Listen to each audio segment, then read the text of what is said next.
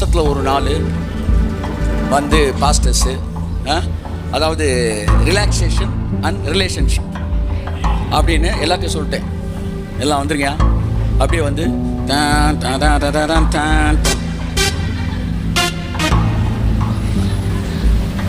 பிஜிஎம்லாம் எடுத்துட்டேன் இப்போவே.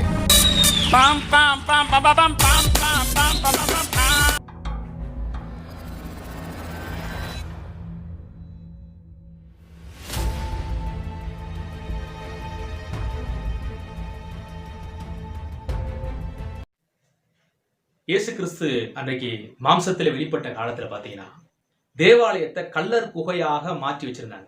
அங்கே போய் அதை பார்த்த உடனே, அந்த அசிங்கத்தை பார்த்த உடனே ஆண்டவர் இயேசு கிறிஸ்து பக்தி வைராக்கியம் அடைந்து அங்கே சாட்டையை உண்டு பண்ணி அதையெல்லாம் அடித்து விரட்டி, காசுக்காரர்கள்லாம் விரட்டி அடிக்கிறத பார்த்தோம். இன்றைக்கு உண்மையிலேயே இந்த இருக்கிற விசுவாசிகளுக்குள்ள இயேசு கிறிஸ்து இருக்கிறாரான்னு தெரியல. இருந்திருந்தாருன்னா இயேசு கிறிஸ்து அன்றைக்கு செஞ்ச அந்த வேலையை இன்னைக்கு திருச்ச வேலை செஞ்சிருப்பாங்க. செஞ்சிருந்தீங்கன்னா இந்த மாதிரி அயோக்கியர்கள் வேதத்தை எடுத்துக்கொண்டு தப்பாக உபதேகித்து ஒரு மாதிரி என்ன சொல்றது, ஒரு பப்புல எப்படி ஆர்கெஸ்ட்ராலாம் நடத்துறாங்க பார்த்தீங்களா, அந்த மாதிரி இன்னைக்கு நிறைய திருச்சபைகள் ஆர்கெஸ்ட்ராவா மாற்றிச்சு. வெறும் பாட்டு, கூத்து, கும்மாளம், நையாண்டி, தங்களை சந்தோஷப்படுத்திக் கொள்வதற்காக என்ன வேண்டுமானாலும் செய்யக்கூடிய ஒரு இச்சை பிடித்தவர்களாக இன்னைக்கு மாறி போயிட்டாங்க. தயவு செஞ்சு தேவனுடைய பிள்ளைகள் இன்றைக்காவது வசனத்துக்கு பக்கத்து திரும்புங்க. வசனத்து பக்கத்து திரும்பாம ஏதோ ஒரு மாயையில சிக்கொண்டு இருக்கிறபடினால்தான் இதெல்லாம் பலருக்கு தப்பா தெரியல. இவர் சொன்ன மாதிரி சுத்தம் உள்ளவர்களுக்கு சகலமும் சுத்தமா இருக்குமா, அது என்னங்கிறத நான் இடையில அர்த்தத்தை சொல்றேன். திட்டும் அசுத்தமானது ஒன்றையும் நான் புசிப்பதில்லை. யாரு? பேதுரு. 2வது தடவை இறக்குறாரு. திட்டும் அசுத்தமானதும் ஒன்றும் புசிப்பதில்லை. அப்படியா? புறஜாதிகளுக்கு போக மாட்டியா? இல்ல இல்ல இல்ல இல்ல, அதெல்லாம் தப்பு. அப்படியா? பவுல் சொன்னா, இங்க வைங்க சார், இங்க வைங்க. சொர்க்கம் மண்ணில் வரும், சொந்தம் கண்ணில் வரும். அந்த சொர்க்கம் மண்ணில் வரும், சொந்தம் கண்ணில் வரும். அதில் நீயே சென்றாகவே, அங்கு நான் தான் ஒன்றாகவே.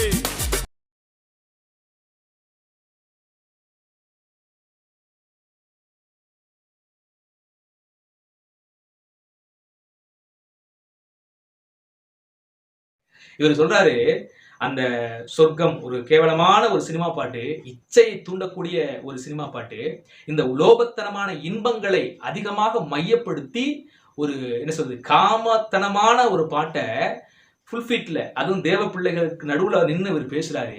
இவர் ஒரு பெரிய ஊழியக்காரர், நிறைய பேர் மதிக்கிறாங்க. மட்டமான ஒரு கேவலமான சைத்தானுடைய கிரியை புகுந்தவன் தான் இந்த மாதிரி செய்வான். அதுக்கு பல விஷயங்களை நியாயப்படுத்துறாரு. எப்படி இதை கேட்டுக்கேதுவாக வசனத்தை தந்திரமாய் நுழைய பண்ணி தங்களை கரையத்துக்கு கொண்ட ஆண்டவரை மறுதளித்து அப்படின்னு பேதுரு சொல்றாரு பாத்தீங்களா, அப்படியே கண்ணாடியில பிரதிபலித்த மாதிரி இவருடைய செய்கைலாம் இருந்துச்சு. அவர் சொல்றாரு, அங்க பேதுருக்கு போயிட்டாரு. பேதுருக்கு வந்து மேல இருந்து அசுத்தமான எல்லாம் வரும் பாத்தீங்களா, அடித்து புசிங்கிறாராம். இவர் என்ன சொல்றாருன்னா, அப்படின்னா இந்த அசுத்தமான பாடலை கடவுள் பாட சொன்னாருங்கிற மாதிரி பேசுறாரு. அவர் பேச வர முறை அப்படித்தான். பேதுருக்கு 4 கால் மிருகங்கள் அப்படி துப்பட்டியில இறங்கினுச்சு, பேதுருவை பார்த்து அடித்து பூசி அப்படின்னா, நான் தீட்டுள்ளதும் அசுத்தத்தையும் ஒன்னையும் தொடமாட்டேன் அப்படின்னு அவர் இருந்தான். அப்படி இருக்க கூடாதான். இப்ப இருக்கிறவங்க இந்த அசிங்கத்தனமான கேவலமான காமத்தனமான பாடல்களை பாடணும். பேதுரு வேணான்ட்டோம்னா பவுலுக்கு மாறிடுச்சு அப்படி எங்க வரைக்கும் எங்க போறாரு பாருங்களேன். இந்த மொட்டை தலைக்கும் முழங்காலுக்கு முடிச்சு போடுவான் அப்படின்னு சொல்லுவாங்க இல்ல, இது என்ன மாதிரியான கேவலமான ஒரு வெளிப்பாடு பாருங்க. சாத்தானுக்கு மட்டும்தாங்க இந்த மாதிரி வெளிப்பாடு வரும். தயவு செஞ்சு புரிஞ்சுக்க. பழைய ஏற்பாட்டில் இந்த மணவாளி ரிலீஜியஸா நான் இதெல்லாம் செய்ய மாட்டேன் அப்படின்னா, கொஞ்ச நேரம் கழிச்சு வர்றா, மணவாளன் என்ன செஞ்சுட்டாரு, போயிட்டாரு. இவன் கொஞ்ச நேரம் கழிச்சு பார்க்கறான், கூடை வானத்துக்கு. பைபிள் சொல்ல அந்த கூடை வானத்திற்கு சில அட்வான்ஸ் ரெவலேஷன் ஒன்று கொடுப்பாரு. நீ ஆடாமல் அப்படி ஆடினா, பாடாமல் பாடுகிறேன் அப்படி பாண்டினா விட்டுருவார். கூட என்ன செஞ்சிருவாரு, எடுத்துருவார். ஏன்னா உனக்கு வயசு பத்தல. ஆனால் சுத்தம் உள்ளவனுக்கு பாம் பாம் பாம் பாம் பாம் பாம் பாம் பாம் பாம்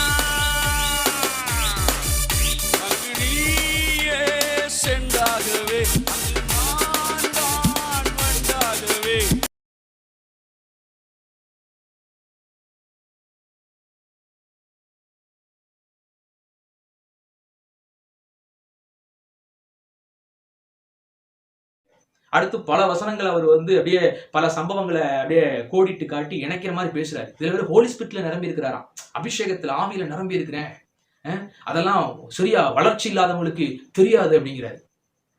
எவ்வளவு கேவலமான ஒரு காரியம் பாருங்க. அதுல பேசும்போது சுத்தம் உள்ளவர்களுக்கு சகலமும் சுத்தமா இருக்கும். அடேங்கப்பா, என்ன ஒரு வெளிப்பாடு. இப்ப அந்த வாக்கியத்தை நான் வாசிக்கிறேன் பாருங்க. இந்த வசனம் எதுக்காக பவுல் சொல்றாரு தீமோத்தேயு பார்க்கும்போது, ஒரு ஊழியக்காரன் எப்படி இருக்கணும் அப்படிங்கிறத குறித்து பேசுறாரு. அதுல குறைவா இருக்கிறவைகளை ஒழுங்குபடுத்தும்படி நான் உனக்கு கட்டளையிடவில்லையா அப்படின்னு 1 தீமோத்தேயு 5 ஆரம்பிச்சு ஒரு உண்மையான ஊழியக்காரன் எப்படி இருக்குன்னு பேசுறாரு. இந்த டைட்டில், இந்த பட்டியல்ல வர்ற ஒரு குணம் கூட இந்த ஆள்கிட்ட இல்லை. அவ்வளவு கேவலமான ஆளா இருக்காரு பாருங்க. ஒரு ஊழியக்காரன் குற்றம் சாட்டப்படாதவனா, ஒரே மனைவியுடைய புருஷனா, துன்மார்க்கரென்றும் அடங்காதவென்றும் பேரெடுக்காத விசுவாசம் உள்ள பிள்ளைகளை உடையவனுமாகிய ஒருவன் இருந்தால் அவனையே ஏற்படுத்தணும். அப்போ ஒரு கண்காணி ஆனவன் எப்படி இருக்கணுமா, உக்கரானனுக்கு ஏற்ற விதமாய் குற்றம் சாட்டப்படாதவனும் தன் இஷ்டப்படி செய்யாதவனும். முக்கியமான வார்த்தை, தான் இஷ்டப்படி செய்யக்கூடாது. இந்த ஆராதனை நேரத்துல எனக்கு ஒரு சபை இருக்குது, எனக்கு கொஞ்சம் மக்கள் இருக்காங்க அப்படின்னு இன்னைக்கு தன் இஷ்டப்படி செய்கிறவர்கள் பெருத்து விட்டார்கள். தன் இஷ்டப்படி செய்யாதவனும், முற்கோபம் இல்லாதவனும், மதுபான பிரியா இராதவனும், அடியாதவனும், இழிவான ஆதாயத்தை இச்சியாதவனும், அந்நியரை உபசரிக்கிறவனும், நல்லோர் மேல் பிரியம் உள்ளவனும், தெளிந்த புத்தி உள்ளவனும், நீதிமானும், பரிசுத்தவானும், இச்சை அடக்கம் உள்ளவனும், ஆரோக்கியமான உபதேசத்திலே புத்தி சொல்லவும், எதிர்பேசவர்களை கண்டனம் பண்ணவும் வல்லவனுமா இருக்கணும். கீழே எழுதுறாரு, கிரேத்தா தீவார் ஓயா பொய்யர். இதுதான் அந்த கிரேத்தா தீவுல இருந்து அப்படியே கப்பல் ஏறி வந்தாலும் ஆளுன்னு நினைக்கிறேன்.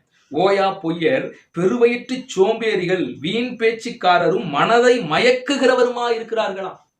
யாரு? இந்த மாதிரி ஜஸ்டின் மாதிரி ஆளெல்லாம். இதெல்லாம் சொல்லிட்டு தான் கீழே எழுதுறாரு, இந்த சாட்சி உண்மையா இருக்கிறதுன்னு சொல்லிட்டு, சுத்தம் உள்ளவர்களுக்கு சகலமும் சுத்தமா இருக்கும், அசுத்தம் உள்ளவர்களுக்கும் அவிசுவாசம் உள்ளவர்களுக்கும் ஒன்றும் சுத்தமாயிராது. எப்பேற்பட்ட வசனத்தை எங்க கொண்டு போய் இவர் இணைச்சு எப்படி தந்திரமா அதை உபதேசம் பண்றாரு பாருங்க. ரோமர் 12 பார்க்கும்போது, கடவுளுக்கு செலுத்தக்கூடிய ஆராதனை எப்படி ஒரு புத்தியுள்ள ஆராதனை செய்யணும், இந்த உலகத்துக்கு நீங்க ஒத்து வேஷம் தரிக்க கூடாது அப்படிங்கிற, தேவனுடைய பரிபூர்ணமான சித்தம் என்னதென்று நீங்க தெரிந்து அதன்படி அவருடைய சித்தத்தின்படி ஆராதிக்கணும்னு வேதம் சொல்லுது. ஆனா ஒரு தேவனுடைய ஆலயம் என்று இவர் கட்டி வைத்திருக்கிற அந்த இடத்துல எவ்வளவு ஒரு கேவலமான ஒரு விஷயத்தை செய்து கொண்டிருக்கிறார் பாருங்களேன். இதுக்கு அங்க இருக்கிற பின்னால ஊழியக்காரங்க, ஊழியர் மீட்டிங் தான் அவர் நடத்த போறது. என்னதான் ஊழியர் மீட்டிங்கா? ஊழியர் மீட்டிங் எல்லாத்தையும் அப்படி வா அப்படின்னு எல்லாம் வேலைக்காரங்க இல்ல, எல்லாம் மாடு மேய்க்கிறீங்க போட வா வந்து வர சொல்லி ஒரே சொர்க்கம் கண்ணி.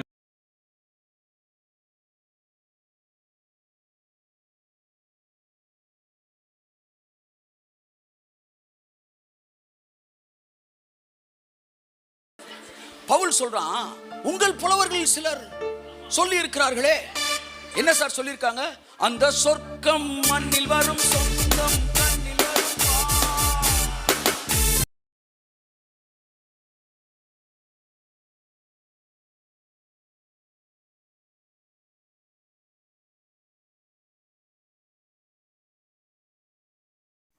லாஸ்டா அதுல ஒரு வார்த்தை சொல்றாரு.